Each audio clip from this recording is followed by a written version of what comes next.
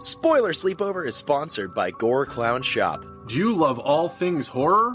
Books? Movies? Podcasts? Of course you do. Well, come on down to goreclown.com. Original artwork by an indie horror fan for indie horror fans.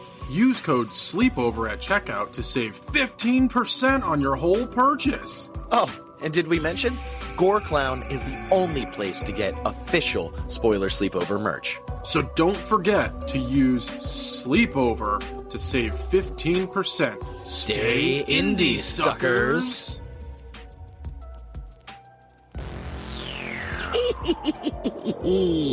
Greetings, ladies, gents, and our non-binary friends.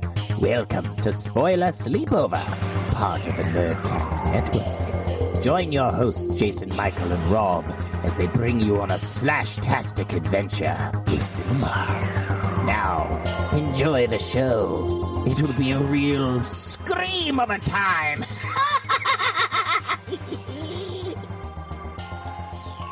Oh, these some big bitches this time. Real big. The original big bitches. Welcome back, ladies, gents, and our non-binary friends with a no-opener episode because Jason Michael has turned into a lycanthrope. He's gone. He's strolling the woods. He's tiptoeing around, scaring the shit out of children. I suppose that's better than me just straight up dying. So yeah. that's great. Last episode? Yeah. it was still all here. Trick. He didn't actually die. He got bitten. He revived. But now he's a werewolf, and he's tiptoeing through the woods. Fuck! I mean, is it like the Super Blood Moon where I'll be fine tomorrow? No, it's more like this movie. It's a family. Fuck! That's all I'm saying. Well, I am Rob. And I'm Jason Michael. And we are back for the final week of Werewolves of Summer. Yeah. I am amped. We are finally talking about this movie. That's right, Small Soldiers. Not that one. Damn it. My favorite of all time werewolf movie. We are talking about 2002's Dog Soldiers. I fucking love this movie so goddamn much. It doesn't look like it's from 2002. Well, it's shot on film. Yeah. And the guy who wrote and directed this movie is very into shooting on film. Okay. He really likes this. He's done another movie that I also really like a lot called The Descent. He wrote and directed that one as well. Okay. Also shot on film, not digitally. And both of these movies are fucking fantastic. Especially this one. Oh my God, I love Dog Soldiers. And I'm glad we finally get to talk about it. This one of the you're gonna hate my very first thing I have to say. Immediately it started giving me almost like Lethal Virus military vibes. Okay, bye. That's the end of Spoiler Sleepover. This is no more. Podcast has ended indefinitely. Dude, they're like, we are so low on ammo later, and then they just house through ammo. Like, yeah, yes, but it feels like they're just shooting just to fucking shoot as much as they possibly can. I'm sitting here going, we bottomless clips? What the fuck is going on? Yeah. So that's the only thing I have to say about Lethal Virus, though. This movie was my first watch of this movie ever was in 2003, a year after it was released, and it came on back in the day. Sci-Fi Channel used to have this thing called Sci-Fi after midnight, where they would show uncensored movies. So all the gore, all the swearing, but they would always do one, and they would always show them on Friday nights. And I was bored one night. I had partaken a little bit too much greenery, and nice. I was hanging out, and I kicked on Sci-Fi, and I was like, "What shit show do we have tonight?" And this movie started up, and I was like, "The fuck is going on?" And then as soon as we get to see what's going on, I was like, I'm far too fucking high for this. This is amazing. This is the best fucking thing. And I was so baked, I didn't even remember the name of the movie. And I had to literally go, I'm dating myself. I already said 2003 was when I watched this. I walked into Hollywood Video and I said, I watched the movie the other night. and it had this in it. It had werewolves, and it was foreign. And the guy behind the counter didn't even hesitate. He goes, "You mean the greatest werewolf movie ever, Dog Soldiers?" And I was like, "That one." And he goes, "You looking for it on VHS or DVD?" And I said, "Sure." And he went, "We've got both. The VHS is for sale." And I said, "What?" And so I bought it. I do not have it anymore, which breaks my heart. I wish I still did. But Josh, aka Haunting Season, you can find him on TikTok and Instagram. I'm sure he's on other things as well. He sent me a Blu-ray collector's edition of Dog Soldiers, which I own. Yeah. So I got the horror talk connects, I guess, in some shape or form. Yeah. For those of you that can't tell, Rob is grinning from ear to freaking ear right now while he's telling the story. Like I'm seeing a very giant smile hidden in a giant beard. There are two Joshes that are both horror talk creators that I really appreciate and love, and we have met one of them. We met Josh Levesque at we don't talk about Horror Fest anymore because those guys are officially now pieces of shit if you have missed what their shit has been, what they've been doing recently. But if you don't care about the water being dried out because of AI usage and you still just want to listen to subpar music about horror movies, then go for it. But yeah, anyway, we're not going to get into politics and how the world is currently on fire. We are going to talk about Dog Soldiers. It is amazing. Just full on. It was written and directed by Neil Marshall. As I already said, he also wrote and directed The Descent. If you haven't seen that one, must see as well. This one starts and gets slightly confusing, even on my millionth watch of this movie. Yeah. It starts with a routine training mission for a special forces team. It's how this movie starts. And they are very special forces. They're like, you have to be fucking brutal. One of these soldiers refuses to shoot a dog for no fucking reason. I also just watched the Kingsman movies, and seeing this come right back up was like, wait a minute. I recognize this. Oh my God. Kingsman bit off Dog Soldiers. My God. Sure did. But there's the good dude gets kicked out. Fine. Good for him. Great. Grand. Then we just jump over to a completely different team of the military doing another training. Here from the get-go and for the rest, even till the very end of this movie, I couldn't decipher any of them. They all had different names. Couldn't fucking tell you who was who. I think the only one that really I could tell the difference was Sarge, and then the other guy when he took charge or whatever. Yeah. But everyone else, I don't even know how many people are in this squadron. I didn't know a number or names. There was just people in green, and some were on the camera at the same time, and then some weren't. Fucking lost me immediately. God damn. There are officially, like, in the actual squad itself, there are 6 guys. There's 6 total. So there's Sarge and then 5 soldiers, and then my brain was saying 8. Yeah, we get the piece of shit dude being 7, and we get the girl, the woman, being 8. So you're not wrong. You had the right amount of numbers. Just okay. Yeah, the squad was only 6. They were all in green, man. It was so hard, and they all look kind of similar, which is of the time. Also shot on film in low light, which adds, in my opinion, I feel like the graininess of the film being in low light really adds to this film, and just how awesome and dark and creepy this is. But dude, it's a beautiful environment. I'm so amped that you finally watched this. Like, you have no idea. I love this movie. Yes, it did not make it into top 10s, but when we did those, it doesn't change a fucking thing. This is an excellent werewolf movie. Now, we meet the second squad, and then a dead cow falls, which is wild and random as fuck. Yeah. And then we just kind of go on, and you like Sarge, and then he gets gutted, literally. Dude, it's so wild. It comes out of left field.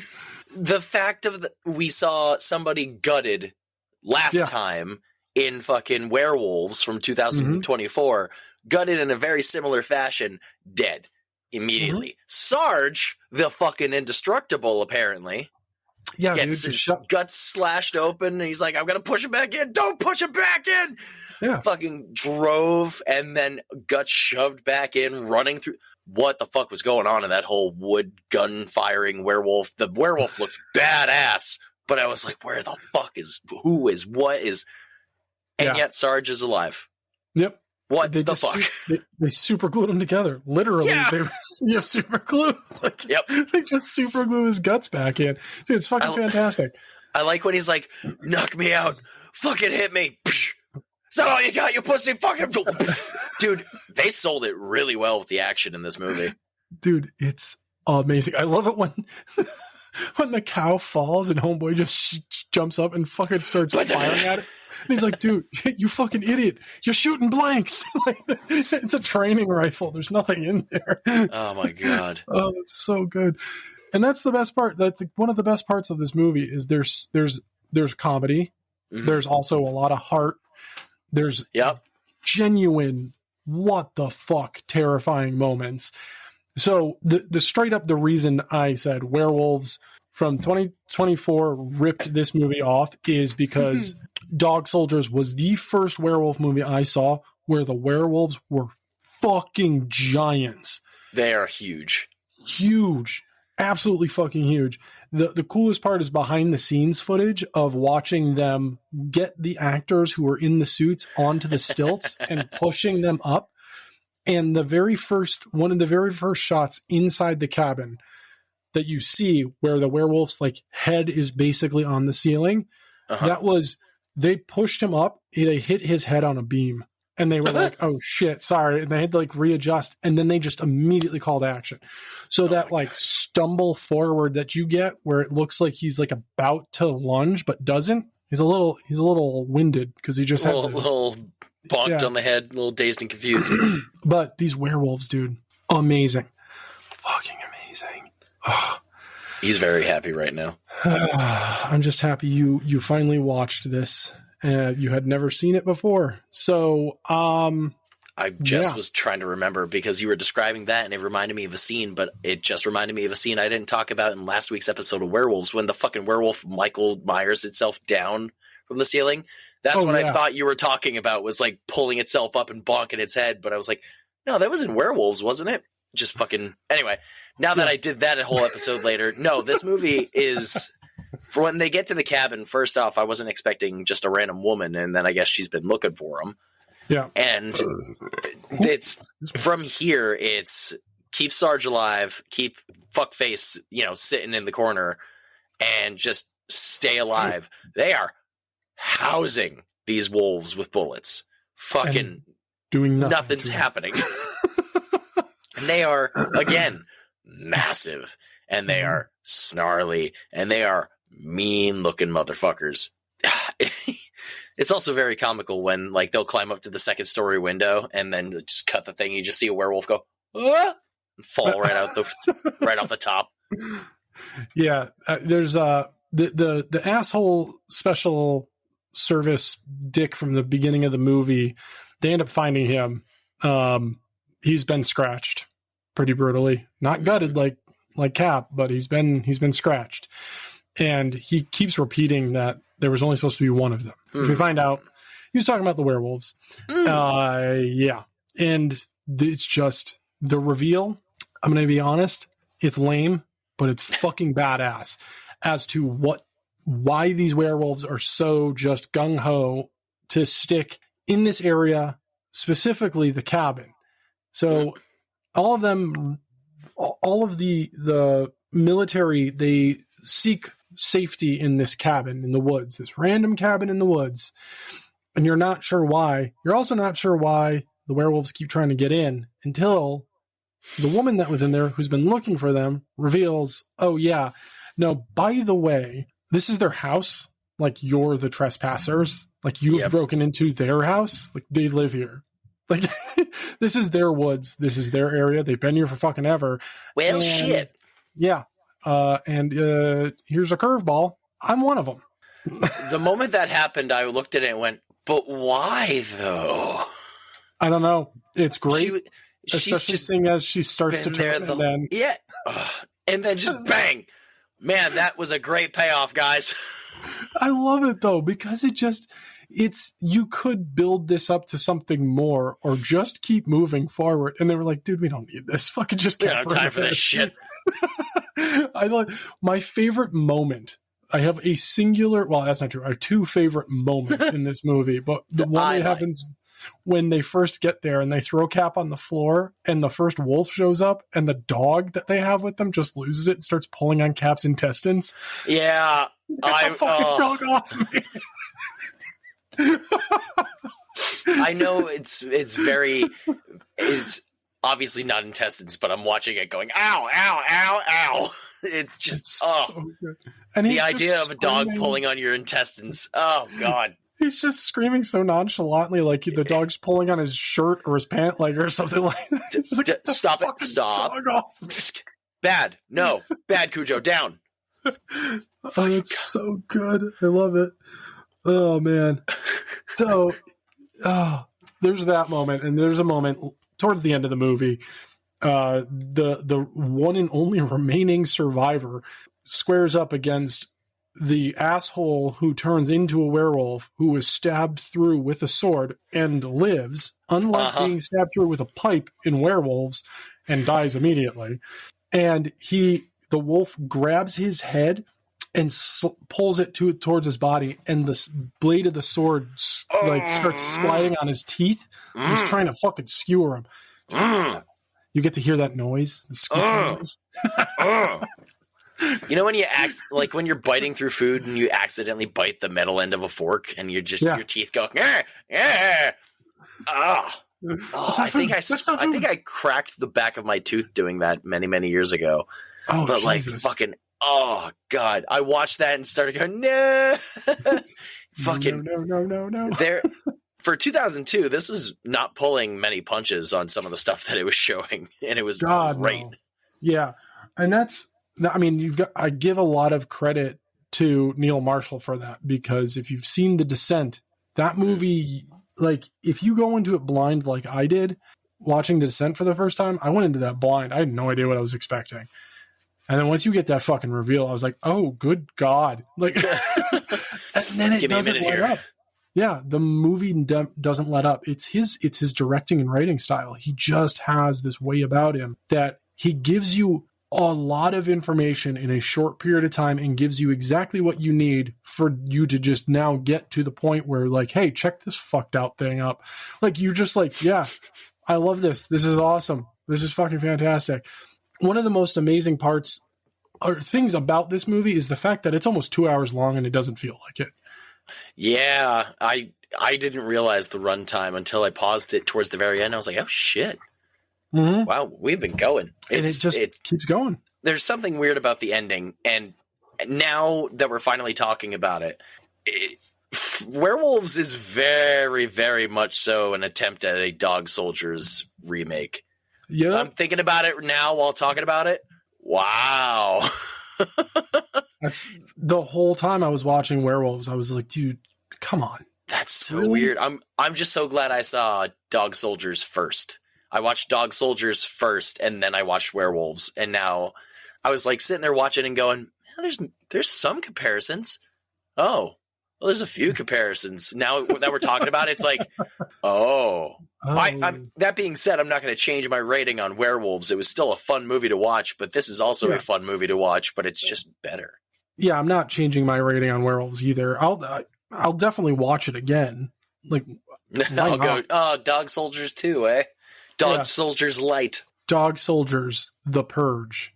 Diet Dog Soldiers. Diet Dog Soldiers. Speaking of Diet Dog Soldiers, so there's a big battle sequence where like 3 werewolves break into the house and every soldier's fighting one basically. Jesus Christ. There are 2 amazing moments. This one soldier breaks off the faucet from a sink and stabs one of the werewolves in the top of the head, and blood starts pouring out of the faucet. Love that moment. And then immediately another werewolf grabs him and they have like a little tussle, and then he realizes he's fucked, like he's gonna die, and he looks the werewolf dead in the eyes, and he just goes, "I hope I give you the shits." It's so fucking good. Oh my god, what was that? I think Spoonie. Yeah, it's like just because I was like sitting there going, he's just shouting at a poor guy named Spoonie this entire time in a life or death situation. Spoonie! I don't want to be called that anymore, sir. This is horrible right now. So good. They're just, oh my god, this movie is literal werewolf perfection. And Universal's The Wolfman, the original, it's the GOAT. Without that, we don't have werewolf movies. You're goddamn right we don't. It's like, you watch your tongue. Be careful what you say. No, I mean, honestly, like, yeah, it was low on my ratings, but it doesn't change the fact that it's a fucking Universal monster, man. The Universal monsters, even though some of those movies are snooze fests, they literally laid the groundwork for the future of horror, specifically creature features, without being given the bare minimum. We don't get this ramped up, fucking roided out, 9-foot tall werewolf movie. We just don't. It doesn't happen. When it stands up in Sarge's bedroom, it's like, oh my fucking god. Yeah. And then in the shed, when he turns on the lights of the car, and fucking just a massive thing hunched over, gnawing on a face, like, my god, you are terrifying to look at. Yeah. And then he just yeets the head at the truck. Oh my god, it was such a fuck you, and I loved it. It's so good. He's like, this is my snack, but I'd much rather just show you what the fuck I did to your friend instead. Yeah, he was a hero, but he was delicious too. Yeah, it always is. The more terror, the more delicious they are. Oh, man. So, all right. I don't think we've really ever done anything sort like this ever in an episode, but seeing as I love this movie as much as I do, I need to know, like, thoughts. Where'd you stand? We got your opening. You were just like, the fucking fuck. Well, it wasn't my favorite thing in the world. No, I'm kidding. No. Okay, bye. No, it was definitely, it was a slow start, and like the whole, weird couple just in a tent and then slowly unzipping. That was a long unzipping of a tent, and just like, okay, all right. The best part is you think it's the sound of the fly as he's trying to undo her fly. And then he got like a sterling silver letter opener, which the moment that came up later, I was like, oh, there's that one thing that we saw in the very beginning of the movie and didn't remember until right about now. I mean, in one way, shape, or form, they kind of did. It is what saved them. Yep. To an extent. Saved him. Just the one. Yeah. Survived. That's right. There was a final guy in this movie. Hey, take that, Jamie Lee Curtis. Now, yeah, we love her anyway. Yes, we do. It was definitely a weird start. I had no way to track anything, and again, I couldn't tell you anybody besides Sarge and Spoonie, because Spoonie was such an upsetting name to be called in the heat of battle, and then Sarge was Sarge. Everyone else couldn't fucking tell you. The amount of people, there's a bunch of guys in green. That's all I know. It was hard to keep track, but at the same point, I didn't really care because I didn't entirely feel the need to have a connection to any of them, minus the one who's like, anybody know the score of the football game? And it was just that constant running joke the entire time of, oh, it's Germany versus England. And it's like, oh, shit, it's an important game. Then at the very end in the newspaper thing, it's like, werewolves ate my platoon, zooms out, England 5, Germany 1. It's like, yay! That's something, if you've never watched this movie before, this is one of those watch the credits at the end, because you get you get set photos. That's the first picture that pops up is a set photo. I feel like those are usually, like, we see the mechanic of a photo camera in horror movies to, like, distract or blind monsters, and we never see anything with those pictures. This is them blinding the werewolves in the fucking movie, and then we see some of the pictures they took at the very end of it. I was like, that's so cool. Mm-hmm. That's so cool to see. And it shows the fact, again, they're practical, and practical is better. Always. God damn it. And they're seamlessly practical. That's the thing that gets me every single time I watch this is there's never a moment where there's a single shot where you go, all right, that's the upper half and it's being puppeted. Or that's just, the lower half and we're just have a shot of the legs and there's nothing else. No, it's full suited the entire fucking time. Fucking dickhead sergeant becomes a werewolf himself.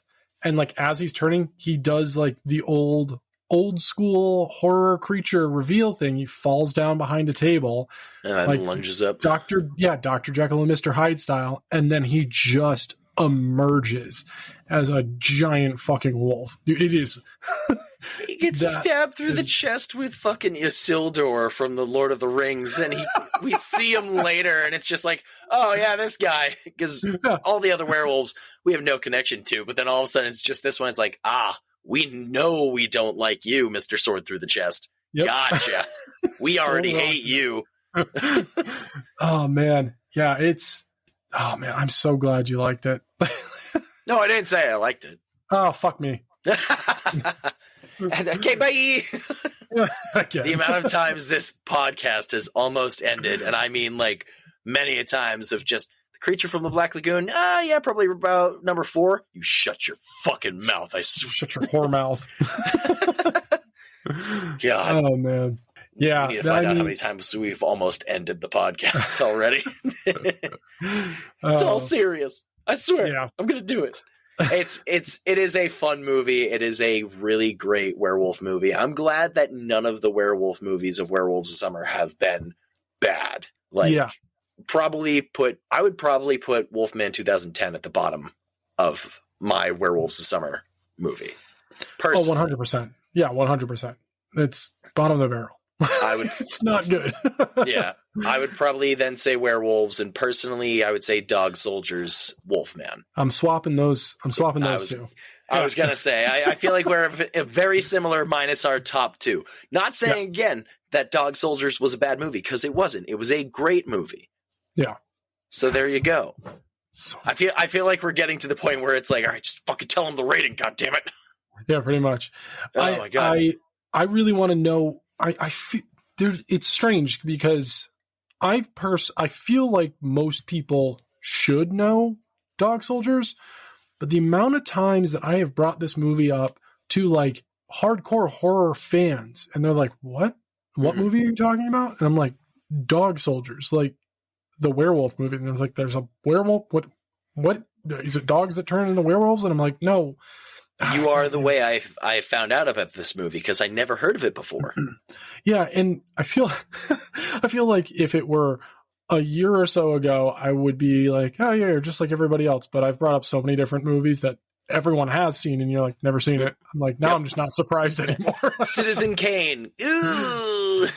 The Godfather. Ooh. Yeah, I'm not an unpopular opinion. The Godfather movies aren't great. I do not like them.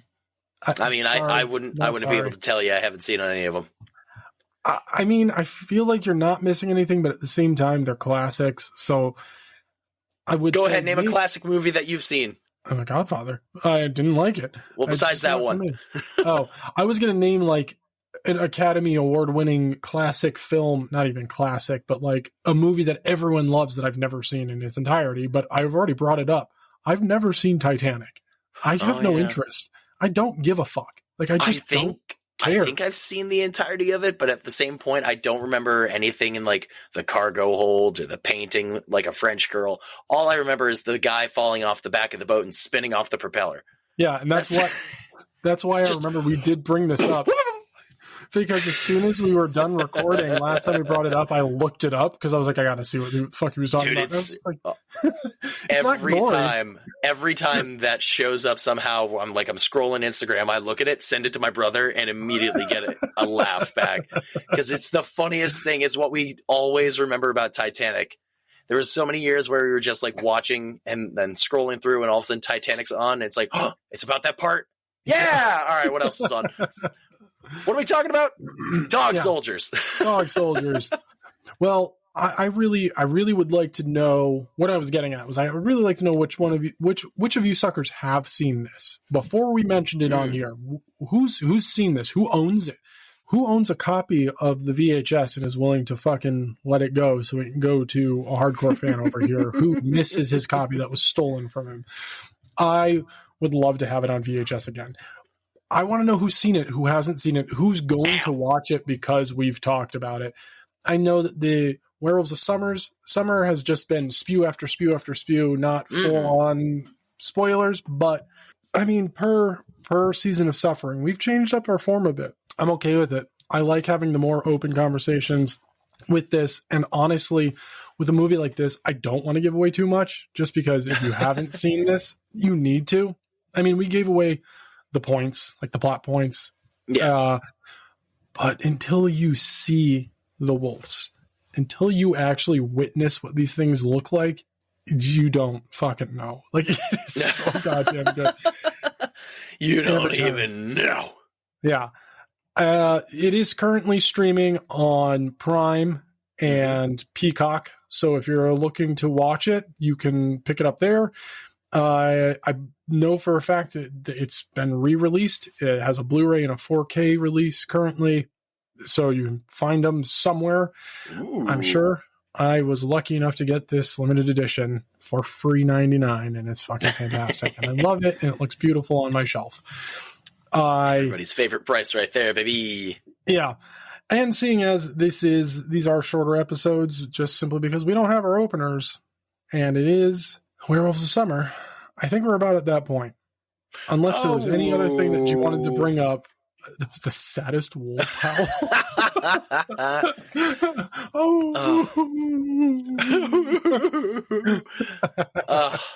I mean, overall, I definitely want to say that I enjoyed Werewolves of Summer because, like, I do love me a good werewolf movie. Mm-hmm. And Dog Soldiers was a different type of werewolf movie I think that I didn't know I needed. Because, like, you know, werewolves being the monsters, sick. Werewolves being the person, main focus of the movie, sick. Werewolves versus soldiers just shooting and shit, dude, here for it. Fucking here for it. It was like a zombie movie in a way, but with werewolves, and zombie movies are rad enough. But now you replace them with werewolves.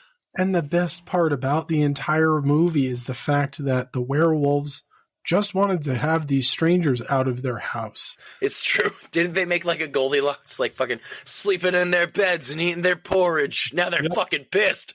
Yeah. It's so good, dude. Let's go with it. On a scale of 1 to 10 sword blades squeaking between your teeth. Oh, you bitch. How many would you give this one? I wasn't sure what to really expect from this movie because you were talking about it. I didn't look up any, trailer of it. I didn't watch anything for this movie. And then just going straight in, feeling like this feels like it could be almost an 80s style movie. And then just the hell that ensued and the gore that came out of it and just the massive blood and decapitations and shit. It was great. I would give this one a 9. I really enjoyed this. Rob's face of elation right now. I'm going to give Dog Soldiers a 9 because it's fun, but it's better fun than Werewolves, which again was Diet Dog Soldiers. Diet Dog Soldiers. Diet Dog Soldiers. I'll just make it quick. It's a 10 for me. There you go. Obviously. I love this movie. I have so many good memories of watching this. It was comfort food way back in the day for me. I know I've brought up before that there was a weird few years in my life where I couldn't fall asleep unless I had Friday the 13th Part 2 on because the ambient sound was just perfect for me. This was one of those movies. Dog Soldiers was one of those movies where I was just like, you know what?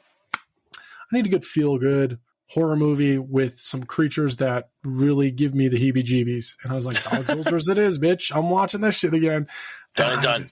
I fucking love this movie so much. It's so goddamn good. And I'm just going to go out and tell you the bloody legend of the week for this one is Neil Marshall. This guy has made some bangers, and he has an eye for how to shoot things, how to build tension with angles and lighting. He's a genius. And I feel like he is underutilized. He's not talked about enough in his early work. And I love it. Way to go, Neil. This is such a good goddamn movie. Well, Jason Michael, what are we talking about next week?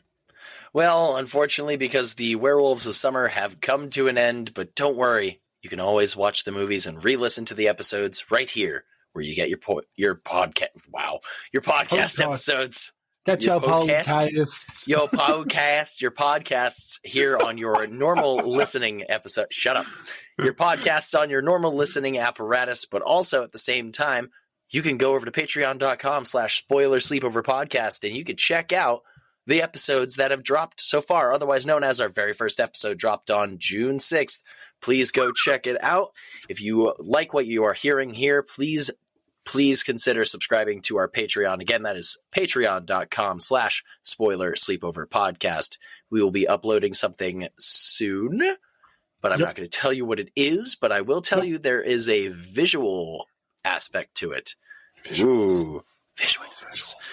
But that is going on behind the scenes. Next week, we will be coming to a bit of an end. We will be heading on our mid-season break.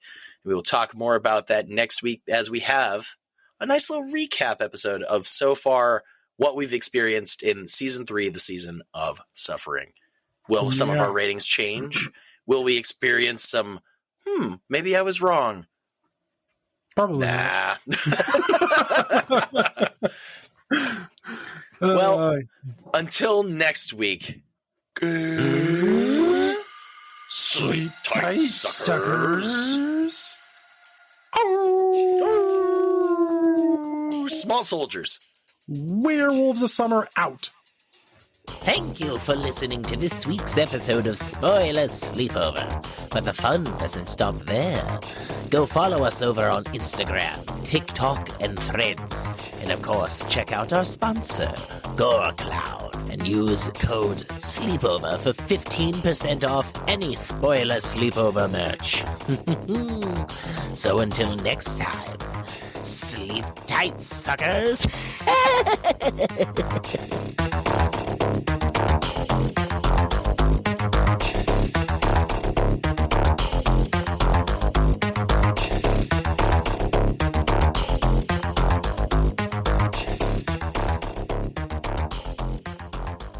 Spoiler Sleepover is sponsored by Gore Clown Shop. Do you love all things horror? Books? Movies? Podcasts? Of course you do. Well, come on down to goreclown.com. Original artwork by an indie horror fan for indie horror fans. Use code SLEEPOVER at checkout to save 15% on your whole purchase. Oh, and did we mention? Gore Clown is the only place to get official Spoiler Sleepover merch. So don't forget to use Sleepover to save 15%. Stay indie, suckers!